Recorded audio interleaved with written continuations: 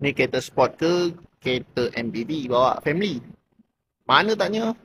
Model baru Toyota Velfire Z Premium ni, engine dia 2.4 turbo, twin scroll, all-wheel drive. Horsepower lebih kurang dalam 280 dan torque dalam 430 Nm torque.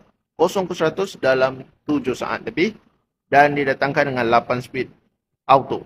Yang paling utama, model depan mata ni dia adalah model TAH45, means all-wheel drive. Mileage rendah, interior boleh nampak color pakai napal leather.